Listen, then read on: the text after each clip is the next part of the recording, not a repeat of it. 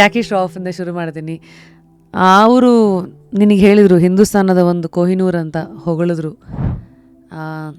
What did you see in the man the world has not seen? I think ಅವರು ಒಳಗಡೆ is a very very soft person. ಅವರು ತುಂಬ ಏನಂತೀವಿ ಹಾರ್ಡ್ಶಿಪ್ಸಿಂದ ಲೈಫಲ್ಲಿ ಮೇಲೆ ಬಂದಿದ್ದಾರೆ.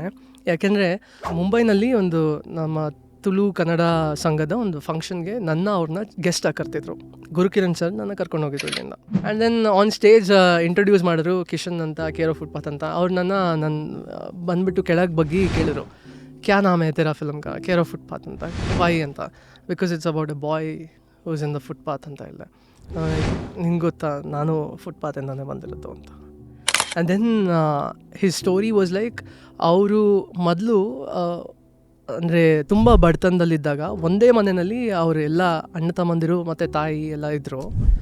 ಅದಾದಮೇಲೆ ಗೋಡೆಗಳು ಅವ್ರನ್ನ ಸಪ್ರೇಟ್ ಮಾಡ್ತಾ ಹೋಯಿತು. ಅಂದರೆ ದೊಡ್ಡ ಮನೆ ಆದಾಗ ಒಂದಿನ ರಾತ್ರಿ ಅವ್ರ ತಾಯಿ ಕೆಮ್ಮಿದ್ರು, ಆದರೆ ಗೋಡೆಗಳಿಂದ ಇವರು ಕೇಳಿಸ್ಲಿಲ್ಲ. ನೆಕ್ಸ್ಟ್ ಡೇ ಬಂದಾಗ ಶಿ ವಾಸ್ ನೋ ಮೋರ್ ಅಂತ. So life is like that. ಇವತ್ತು ನಮ್ಮ ಲೈಫ್ನಲ್ಲಿ there are so many walls, ಆದರೆ there is so much technology ಆ ಗೋಡೆಗಳನ್ನ ಮುರಿದು ಹಾಕೋಕ್ಕೆ. ಕಾಲ್ ಇರ್ಬೋದು, ವಿಡಿಯೋ ಕಾಲ್ ಇರ್ಬೋದು, ಅಥವಾ ಒಂದು ಮೆಸೇಜ್ ಇರ್ಬೋದು.